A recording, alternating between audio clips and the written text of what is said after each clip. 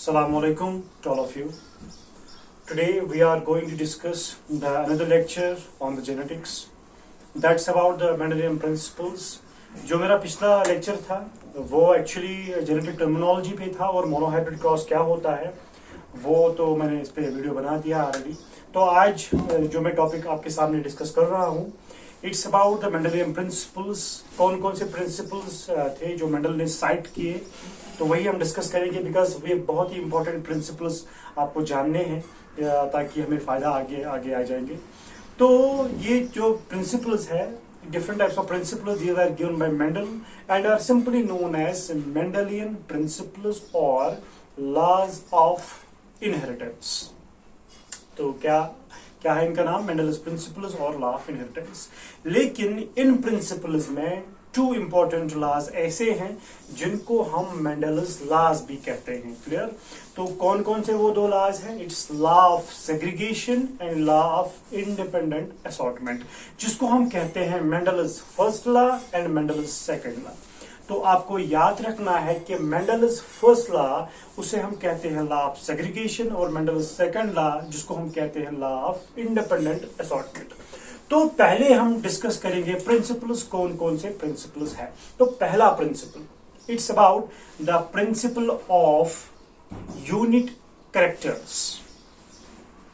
Principal of unit characters, good. तो क्या कहता है ये प्रिंसिपल ऑफ यूनिट कैरेक्टर्स? ऐसे में आपको समझाऊंगा। हर कोई इंडिविजुअल चाहे वो प्लांट हो चाहे वो एनिमल हो, उसके डिफरेंट कैरेक्टर्स होते हैं। ध्यान से सुनना मेरी बात। हर किसी इंडिविजुअल में डिफरेंट कैरेक्टर्स होते हैं, has different characters. Like example, height of a plant, it's a character. और the colour of the skin, it's a character.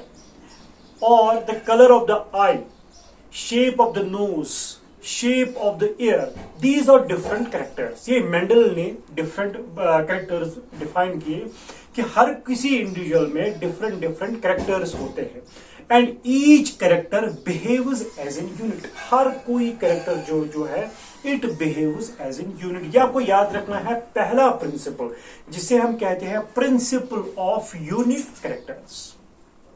Clear? अब हम सेकंड प्रिंसिपल पे आते हैं, प्रिंसिपल ऑफ डिफरेंट फैक्टर्स। तो डिफरेंट फैक्टर्स में क्या आएगा? डिफरेंट फैक्टर्स में तो ऐसे में आपको बताऊंगा। डिफरेंट फैक्टर्स में हर कोई कैरेक्टर जो होगा, हर कोई character it is expressed in two units. Every character is expressed in two units. Clear? In paired factors. अब ऐसे भी बोल सकते हो प्रिंसिपल ऑफ पेयर्ड फैक्टर्स, ये भी इसका प्रिंसिपल का नाम है। तो हर कोई कैरेक्टर जो होता है, every character it is expressed in an individual by two factors, जिनको हम क्या कहते हैं? जिनको हम एलील्स भी कहते हैं। पेयर्ड फैक्टर्स को हम एलील्स भी कहते हैं।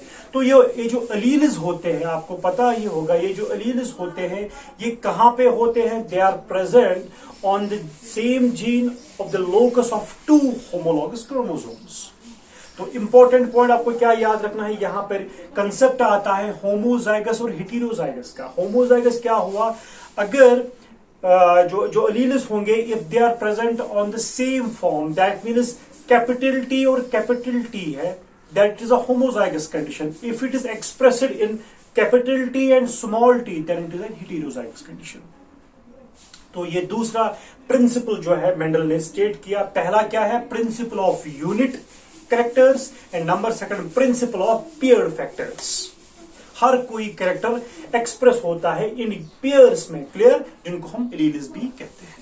तो अब हम तीसरे प्रिंसिपल पे आते हैं। ध्यान से सुनना मेरी बात। तीसरा प्रिंसिपल जो है इट्स प्रिंसिपल ऑफ डोमिनेंस। ये एक इंपॉर्टेंट प्रिंसिपल है जो आपको याद रखना पड़ेगा। प्रिंसिपल ऑफ डोमिनेंस क्या होता है ऐसे में आपको समझाऊंगा।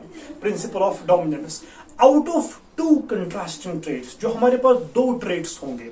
टू कंट्रास्टिंग ट्रेट्स मीन्स अगर हम एक हाइब्रिड लेंगे, F1 hybrid, suppose capital T और स्मॉल टी, ये एक F1 हाइब्रिड है। इस F1 हाइब्रिड में ये जो कैपिटल टी है ये डोमिनेंट है over this small T. Dominant का मतलब क्या हुआ? ये इसको एक्सप्रेस करने नहीं देता है। किसको? स्मॉल टी को। क्योंकि इसमें कुछ कैरेक्टर्स ऐसे हैं जो ये एक्सप्रेस नहीं करने देता है स्मॉल टी को। तो इस कैपिटल टी को हम कहते हैं डोमिनेंट और इस स्मॉल टी को हम कहते हैं रिसेसिव। क्लियर? तो लॉ ऑफ डोमिनेंट स्टेट यही करता है, ये जो कंट्रास्टिंग ट्रेट्स होते हैं उनमें से जो दो फैक्टर्स होते हैं, एक फैक्टर उनमें से दूसरे फैक्टर को एक्सप्रेस नहीं करने देता है, और जो फैक्टर डोमिनेंट होता है, जो फैक्टर टॉप पे होता है उसको हम डोमिनेंट कहते हैं, और जो फैक्टर सप्रेस होता है उसे हम रिसेसिव फैक्टर भी कहते हैं। तो मैंने आपको एग्जांपल साइट की उसके बारे में। ये है एक और प्रिंसिपल ऑफ डोमिनेंस।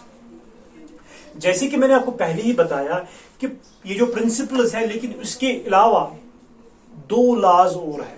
कौन कौन से लॉज है? Law of segregation, very very important point, जिसको हम मेंडल्स फर्स्ट लॉ कहते हैं, जो आमतौर पे एग्जाम्स में आता है, जो आपको समझने की बहुत जरूरत है कि मेंडल्स फर्स्ट लॉ किसे हम कहते हैं, जिसको हम लॉ ऑफ सेग्रीगेशन भी कहते हैं। तो लॉ ऑफ सेग्रीगेशन क्या स्टेट करता है? When a pair of contrasting traits, अब आपको समझना होगा कंट्रास्टिंग ट्रेट्स क्या होते हैं। कंट्रास्टिंग ट्रेट्स मींस अगर हम देंगे हाइट ऑफ प्लांट में टॉलनेस और डिवॉर्फनेस होगा। क्लियर? तो जो कैपिटल टी और स्मॉल टी है, when a pair of contrasting trait come together, clear, they actually don't mix और ब्लेंड। क्योंकि प्री मेंडलियन थ्योरी में क्या था? अगर आपको याद होगा पहले ही लेक्चर में मैंने आपको बताया, प्री मेंडलियन कंसेप्ट में ये है कि उन्होंने बताया कि एक्चुअली जो ऑर्गेनिज्म है वो बनता है जब मिक्सिंग होती है, जब ब्लेंडिंग होती है। लेकिन मेंडलिज्म में ये बिल्कुल रॉन्ग प्रूव हुआ, क्योंकि मेंडल ने बताया कि जब आपने खुद भी देखा, जब मैंने मोनोहाइब्रिड क्रॉस आपको पढ़ाया, वहां आपको खुद समझ में आया होगा, जब F1 हाइब्रिड बना वहां पे, जब F1 हाइब्रिड बना वहां पे, जब गैमेट फॉर्मेशन होती है तो सेपरेशन होती है, तो मिक्सिंग तो नहीं हुई, they actually come closer. Capital T देखो, याद, मैं आपको एग्जांपल देता हूं, कैपिटल टी और कैपिटल टी, स्मॉल टी और स्मॉल टी, ये टॉल है, ये डिवॉर्फ है। जब F1 हाइब्रिड बनेगा तो कैपिटल टी और स्मॉल टी आएगा।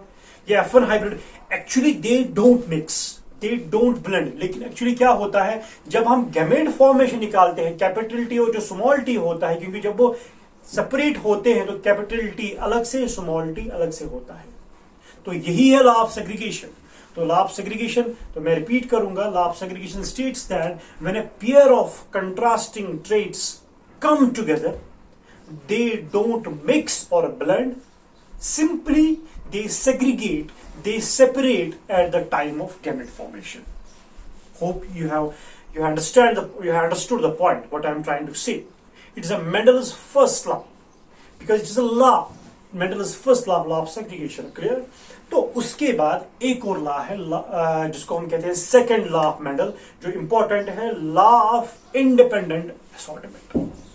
आप लिख लीजिए, लॉ ऑफ इंडिपेंडेंट असॉर्टमेंट क्या कहता है? It states that genes of different characters located on different homologous chromosomes are independent of one another during the time of gamete formation. Getting my point? लेकिन आपको यहां पे ये याद रखना है कि ये जो लॉ ऑफ इंडिपेंडेंट असॉर्टमेंट है, it's not applicable for the linked genes. ये नीट के लिए बहुत ही इंपॉर्टेंट पॉइंट है, क्योंकि जब मैं आपको लिंकेज पढ़ाऊंगा, आपने पढ़ा भी होगा, शायद सुना भी होगा लिंकेज के बारे में, लिंक्ड जीन्स के बारे में, तो तब वहां पे लिंक्ड जीन्स तो साथ साथ में ही होंगी, लेकिन लॉ ऑफ इंडिपेंडेंट असॉर्टमेंट वहां पे अप्लाई नहीं होता है। Is it clear? तो ये है डिफरेंट प्रिंसिपल्स ऑफ मेंडल, या आपको याद रखना है कि कौन कौन से प्रिंसिपल जो मैंने पढ़ाए।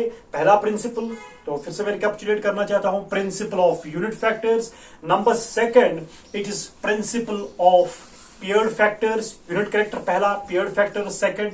Number third, principle of dominance.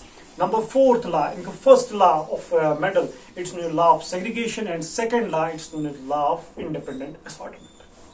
तो अब यहां पे एक क्वेश्चन अराइज होता है, जैसे मैंने आपको मोनोहाइब्रिड क्रॉस दिखाया, वैसे ही मैं आपको यहां पे डाईहाइब्रिड क्रॉस दिखाता हूं।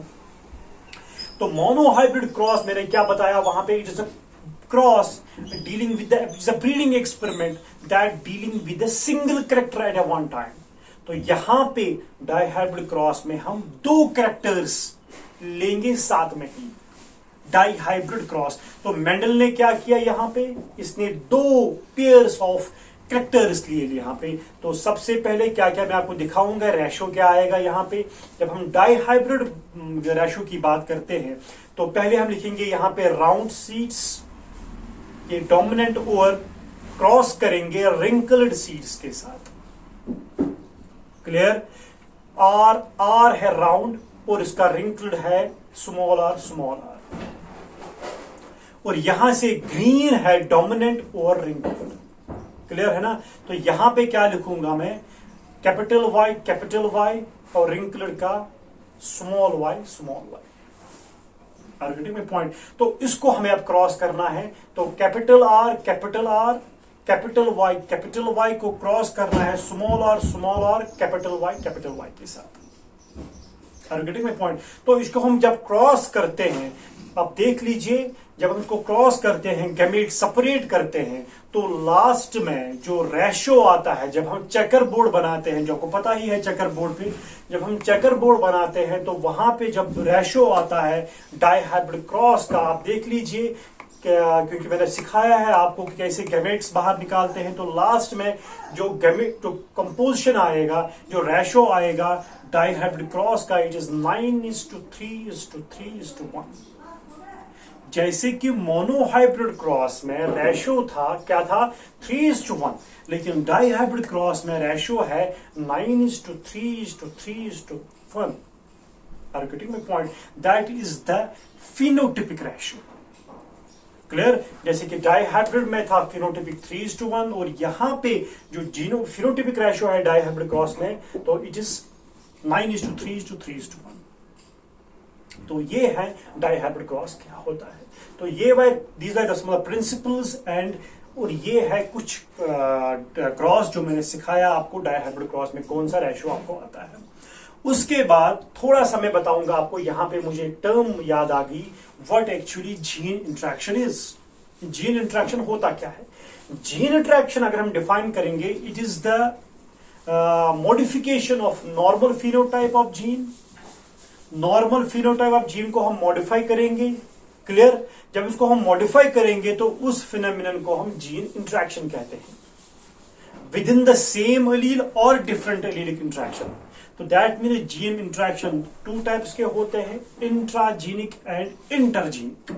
आप नोट डाउन कीजिएगा, इंटरजीनिक एंड इंट्राजीनिक। पहले हम डिफाइन करेंगे इंट्राजीनिक क्या होता है, जो with in the same genus होता है, with in the same alleles होता है। तो इसमें बेस्ट एग्जांपल है इनकम्प्लीट डोमिनेंस, जो कि एक्सेप्शन है मेंडलिज्म का।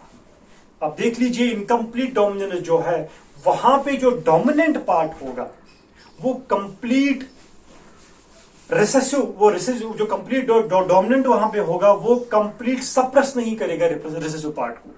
आर्गेटिव में पॉइंट, क्योंकि इनकम्प्लीट डोमिनेंस है। लॉ ऑफ डोमिनेंस में क्या होता था, एक फैक्टर दूसरे फैक्टर को कंप्लीट डोमिनेंट करता था, लेकिन इनकम्प्लीट डोमिनेंस में डोमिनेंट फैक्टर पूरा जो है, जो डोमिनेंट है, वो पूरा एक्सप्रेस नहीं करेगा किस पे, रिसेसिव पार्ट पे। तो उसको हम इनकम्प्लीट डोमिनेंस कहते हैं। तो number second point, incomplete dominance जो है, ये किस प्लांट में देखा गया, it was seen a plant known as 4 o'clock, जिसे हम मिराबलस जलाबा भी कहते हैं। क्लियर। नंबर थर्ड पॉइंट, तो अगर हम देखेंगे वहां पे जो क्रॉस हुआ था, रेड फ्लावर्स को क्रॉस किया गया व्हाइट फ्लावर्स के साथ, रेड को क्रॉस किया गया व्हाइट के साथ, WW। तो वहां पे जो F1 हाइब्रिड निकला, it was pink, RW। neither it was red nor it was white, it was pink, it was in between the pink and it was in between the red and white, that means it was pink। और जब हमने pink को selfing की, RW को जब हमने selfing की, RW into RW, तो वहां पे लास्ट में जो कॉम्बिनेशन निकला, it is red is to pink is to white in the ratio of 1:2:1। तो ये है phenotypic ratio in case of incomplete dominance, जो किसमें आता है, इंट्राजीनिक जीन इंट्रैक्शंस में। तो ये इसकी पहली एग्जाम्पल है। दूसरी एग्जाम्पल है, कई सारे एग्जाम्पल्स है, एक और मैं साइट करता हूं मल्टीपल एलील्स के बारे में। ध्यान से सुनना मेरी बात। मल्टीपल एलील्स डेफिनेशन क्या होते हैं? More than 2 alternative forms of gene, more than 2 alternative forms of gene located on the same homologous chromosome. This is called multiple allele. और अगर हम देखेंगे बेस्ट एग्जाम्पल मल्टीपल एलील जो है, it is the blood group in case of humans. अगर हम अपनी बात करेंगे तो different types of blood groups होते हैं। कौन कौन से blood groups? Blood group A, blood group B, blood group A B and blood group O. 4 different types of blood groups. आपको यह भी पता होगा कि ये जो ब्लड ग्रुप्स है, दीज वर डिस्कवर्ड बाय किसने? लैंडस्टीनर ने। Is it clear? तो इसने डिस्कवर किए। लेकिन ये जो ब्लड ग्रुप्स है ये मल्टीपल एलील्स के एग्जांपल्स है, लेकिन इंट्राजेनिक एलीलिक इंटरेक्शन में आते हैं। क्लियर? आपको ये भी पता होगा, अगर हम ब्लड ग्रुप ए की बात करें, उसका जो जीनोटाइप होगा it is capital I A, capital I A. Is it clear? ऐसे ही ब्लड ग्रुप बी की बात करेंगे, genotype capital I B, capital I B. अगर ए बी की बात करेंगे तो कैपिटल आई ए सुपरस्क्रिप्ट करके और कैपिटल आई सुपरस्क्रिप्ट करके बी, और जो ओ है उसमें कैपिटल आई 0, कैपिटल आई 0। और ये भी पता है कि हमारी बॉडी में एंटीजेन्स भी होते हैं और एंटीबॉडीज भी होते हैं। तो आपको पता ही है कि कौन सा ब्लड ग्रुप कौन सा एंटीजन या कौन सा एंटीबॉडी प्रोड्यूस करता है। क्लियर?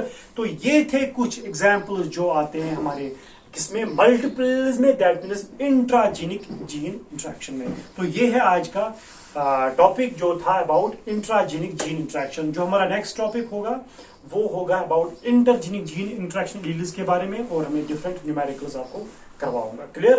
तो अगर आपको कोई भी कंफ्यूजन लगेगा वहां पे या कोई भी कंफ्यूजन कमेंट होगा तो आप सेक्शन में डाल सकते हो, और you can directly contact me. तो that's all about today's lecture.